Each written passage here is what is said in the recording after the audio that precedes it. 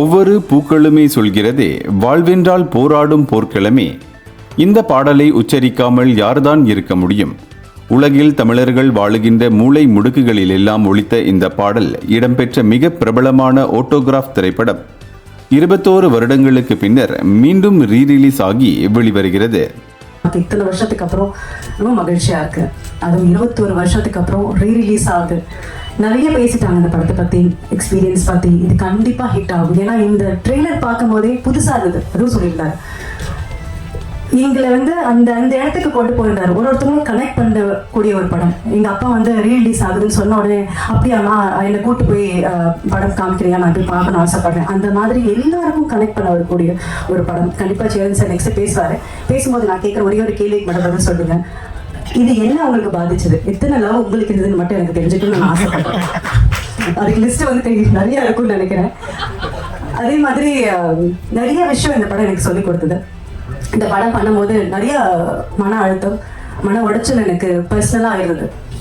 அது கண்டுபிடிச்ச ஒரே பர்சன் பார்த்தீங்கன்னா சேரன். ஆட்டோகிராஃப் சாங்ஸ் ஷூட் பண்ணிட்டு இருக்கும்போது ரொம்ப ரொம்ப மன கஷ்டத்தில் இருந்தேன். யாருக்குமே தெரியாது, நான் வெளியே ரொம்ப சிரிச்சிட்டு இருப்பேன், யாருக்குமே தெரியாது. நான் ரைட் பண்ணிட்டு இருக்காங்க இந்த ஒவ்வொரு போக்கிலையும். அப்போ கார்னரில் உட்காந்துருந்தேன். அப்போ அவருக்கு என்ன தோழிச்சுன்னு தெரியல, பக்கத்தில் உட்காந்து என்ன பிரச்சனை உனக்கு அப்படின்னு கேட்டார். இல்லைப்பா ஒன்றும் இல்லைப்பாங்க. இல்லை ஏதோ ஒரு பிரச்சனை இருக்குன்னு எனக்கு தெரியும், எல்லாம் சரியாகும் ஓகே அப்படின்னு சொல்லி அன்னைக்கு ஃப்ரெண்ட்ஷிப் ஆனது தான் இந்த ஃப்ரெண்ட்ஷிப் 21 வருஷமா அவ்வளோ பெஸ்ட் ஃப்ரெண்டானு சொல்ல முடியும். இண்டஸ்ட்ரியில் நான் மார்க்கெட்டே சொல்லிக்க முடியும். என்னோட dear best well-wisher and best friend யாருன்னு கேட்டால் நான் சேரன் சொல்ல முடியும். அந்த படத்துக்காக ஒவ்வொரு ஃப்ரேமும் ஒவ்வொரு விஷயமும் ஒரு கதாபாத்திரம் நம்ம கனெக்ட் பண்ணக்கூடிய விஷயமா இருந்தது. எனக்கு பிடிச்சமான ஒரு படம், நான் நடிச்சதுலேயே எந்த படம் எனக்கு ரொம்ப பிடிக்கும்னு கேட்டிங்கன்னா ஆட்டோகிராஃப் சொல்வேன். கண்டிப்பாக ஒவ்வொரு பூக்களுமே சாங் நான் கண்டிப்பாக காமிக்கணும்னு ஆசைப்படுவேன். ஒரு சாங்கில் எனக்கு எவ்வளோ எக்ஸ்பிரஷன் சொல்லி கொடுத்துருக்காருன்னா அது அந்த எக்ஸ்பீரியன்ஸ் எனக்கு போதும். ஒரு இதில் அந்த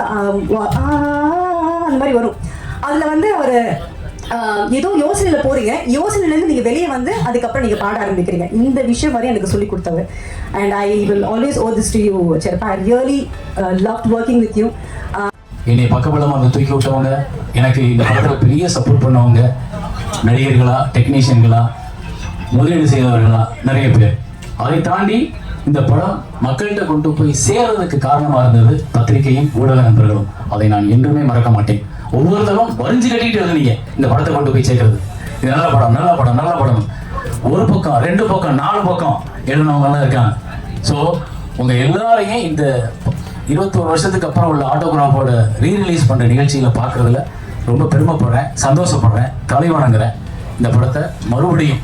ஏன்னா இன்னைக்கு மக்கள்கிட்ட நல்ல படம் வந்துடாதா, ஒரு நல்ல படத்தை பார்த்துட மாட்டோமா, திரும்ப தேட்டருக்கு கூட்டமாக பெண்களோட குழந்தைகளோட எல்லாரும் போயிட மாட்டோமான்ற ஒரு ஏக்கம் இருக்குன்றது நான் இந்த படத்தை வெளியிட்டதுக்கு அப்புறம் உள்ள கமெண்ட்ஸ்லையும், இதுக்கு முன்னாடி நிறைய நல்ல படங்கள் வரும்பொழுது அது ஓடாமல் போனப்போ அதுக்கு கீழே இருக்க கமெண்ட்ஸ்லையும் நான் பார்த்துருக்கேன். இப்போ மறுபடியும் ஏன்னா இன்னைக்கு திரை உலகம்னாலே ஃபாஸ்ட்டில் தட்டி வெட்டு குத்து மரணம் அப்படி தான் போயிடுச்சு. அதை தாண்டி ஒரு நல்ல படம் பார்க்கறதுக்கு தயாராக இருக்கிற மக்கள்கிட்ட இதை கொண்டு போய் சேர்க்க வேண்டியது உங்கள் பொறுப்பு. உங்கள் எல்லாருக்கும் என்னுடைய மனப்பூர்வமான வணக்கமும் நன்றியும். இவனை நான் அப்போ இருந்து ஒரே மாதிரி இருக்கும் போல இல்லை. தம்பி அப்போ ரொம்ப சின்ன பையன், திண்டுக்கல்ல கூட்டு போய் அது கொஞ்சம் கலராக இருந்தான். ஆனால் அந்த வெயிலில் வறுத்தெடுத்தாலும் நல்ல கருப்பாயிட்டான். அப்போ இவனுக்கு பேர் பிளாக் பாண்டி ஆகி போச்சு. ஸோ ரொம்ப சந்தோஷம் நீ வந்தது. ஆட்டோகிராஃப் ஆனால் இந்த படம் திரும்ப திரும்ப பார்க்க வேண்டிய படம்.